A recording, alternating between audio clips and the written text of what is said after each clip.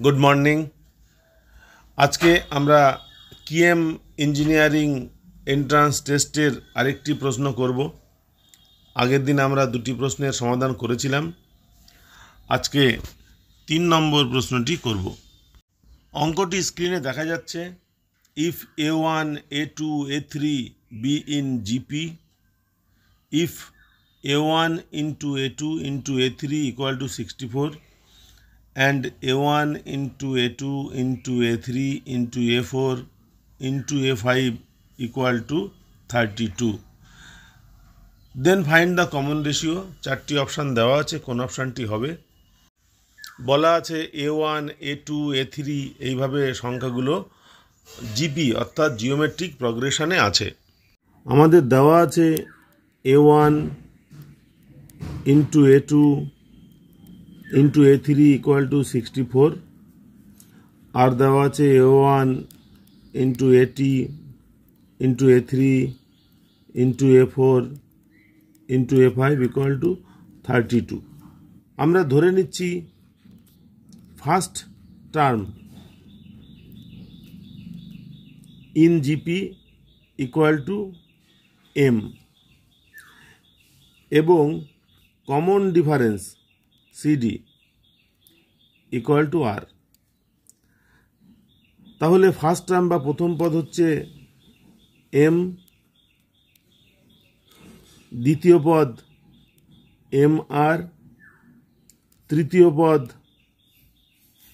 M R square. এই 3টি পদের গুণফল হচ্ছে 64। আরও দেওয়া আছে M into M R into M R square into M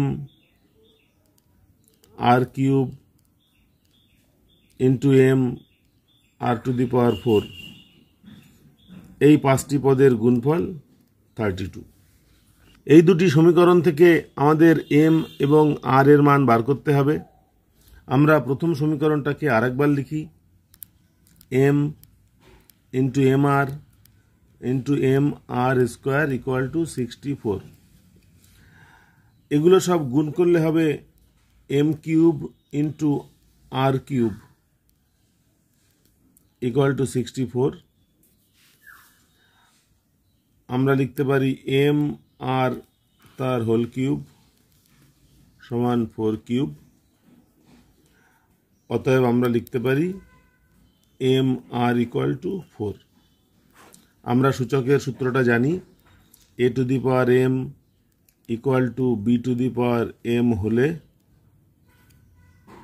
A সমান বি হবে। সেই সূত্রে এম আর ইকুয়াল টু 4। এবার দ্বিতীয় সমীকরণটা আরেকবার লিখি। M into M R into M R square into M R cube into M R to the power 4 equal to 32। আমরা এগুলো সব যদি গুণ করি তাহলে আমরা পাই এম 1, 2, 3, 4, 5টা M to the power 5 into R 1, 2, 3, 6টা 4, 10টা ইকুয়াল টু 32। আমরা লিখতে পারি M into R square whole to the power 5 equal to 2 to the power 5। এখান থেকে আমরা লিখতে পারি M into R square equal to 2। সূত্রটা উপরেই লেখা আছে।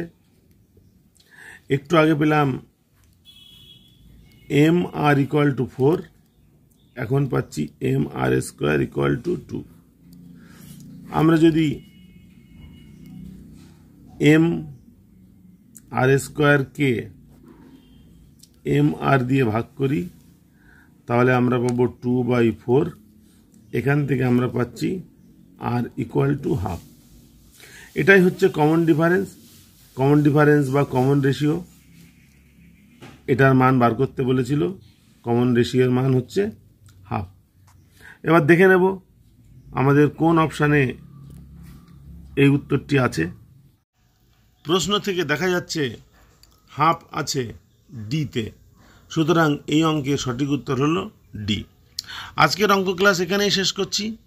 পরের অঙ্ক ক্লাসে আমরা অন্য কোনো অঙ্ক নিয়ে আলোচনা করব। ক্লাস অ্যাটেন্ড করার জন্য সকলকে ধন্যবাদ। নমস্কার।